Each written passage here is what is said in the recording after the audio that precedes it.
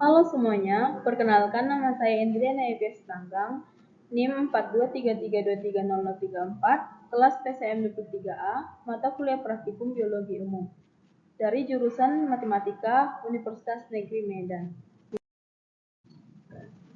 Pada kesempatan kali ini, saya akan memaparkan materi tentang mengenal permasalahan biologi. Sebelum kita ke materi, ada baiknya kita mengetahui tujuan untuk mempelajari materi tersebut, yaitu yang pertama, mahasiswa dapat belajar menemukan permasalahan-permasalahan pada objek biologi di lingkungannya.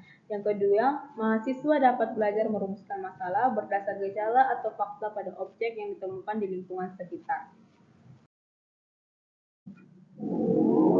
Oke, kita lanjut, kita masuk pada teori. Permasalahan biologi dapat ditemukan dari pemikiran kritis terhadap gejala pada objek, sehingga memunculkan ide atau pertanyaan-pertanyaan yang menggelitik rasa keingintahuannya. Dengan dukungan kerangka teoretik yang jelas, dapat mengilhami seseorang untuk merancang suatu rekayasa objek, rekayasa prosedur untuk kepentingan tertentu. Permasalahan biologi terletak atau melekat pada objek biologi dalam interaksinya di lingkungannya. Permasalahan biologi mempunyai cakupan yang sangat luas, dapat dilihat dari dimensi macam objek atau ratusan ribu jenis, tingkat organisasi, kehidupan makhluk atau tingkat sel sampai komunitas, dan macam tema permasalahannya. Oke, kita lanjut. Tiap jenis objek mempunyai karakteristika dengan segudang permasalahan biologi yang belum tergali. Permasalahan setiap objek bervariasi menurut tingkat organisasinya. Variasi permasalahan biologi juga dapat dilihat dari 7 tema besar persoalan biologi yang terjadi pada setiap organisme. Macam permasalahan juga dapat dilihat dari kompleksitasnya, dari persoalan yang sangat elementer sampai persoalan multifaktor yang sangat kompleks, dan membutuhkan kajian dari monodisiplin, multi, atau bahkan transdisiplin. Pada objek terdapat bermacam-macam gejala, baik gejala benda maupun gejala peristiwa. Gejala dari objek dapat bila keadaan atau lingkungan berubah. Interaksi objek di lingkungannya yang dinamis dan variatif akan menimbulkan berbagai pertanyaan atau permasalahan.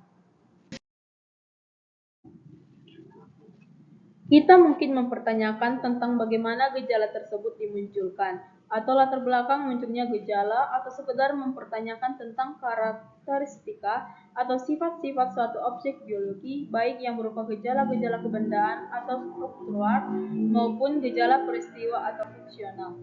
Persoalan biologi adalah pertanyaan-pertanyaan tentang berbagai gejala pada objek biologi dalam interaksinya di lingkungannya. Pertanyaan dapat berupa apa, bagaimana, mengapa, di mana, dan kapan. Permasalahan ada yang sangat elementer dan ada pula permasalahan yang membutuhkan analisis dan sintesis secara rasional berdasarkan fakta-fakta atau gejala-gejala pada objek dan wawasan teori yang memadai.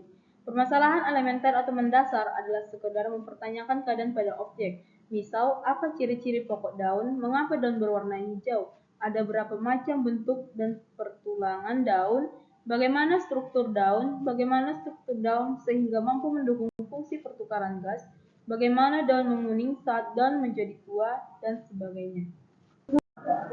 Adapun prosedur kerja dilakukan dalam materi ini, yaitu yang pertama, lakukan observasi ke lapangan atau lingkungan sekitar. Temukan bentuk-bentuk kesenjangan gejala pada kelompok objek atau fakta satu dengan fakta yang lain. Yang kedua, identifikasilah faktor-faktor yang kamu duga erat terkait dengan munculnya kesenjangan tersebut berdasarkan pengamatan keadaan di lapangan. Yang ketiga, carilah informasi teoretik yang relevan terkait dengan gejala atau permasalahan tersebut. Yang keempat, identifikasilah alternatif masalah yang dapat ditangkap berdasar hasil pengamatan lapangan atau fakta-fakta. Nyatakan masalah dalam bentuk pertanyaan. Yang kelima, berikan argumen atau penjelasan terhadap alternatif masalah menarik yang saudara temukan. Yang keenam, diskusikan langkah-langkah dasar bila hendak mencari jawab terhadap pertanyaan atau masalah yang saudara nyatakan. Yang ketujuh, persoalan manakah di antara beberapa persoalan yang saudara nyatakan real dapat dijangkau untuk dipecahkan. Sekian dari pemaparan materi saya. Adapun kata-kata yang kurang tepat, saya minta maaf. Semoga pemaparan materi yang saya berikan bermanfaat bagi teman-teman semua. Saya ucapkan terima kasih dan jangan lupa di like dan di komen.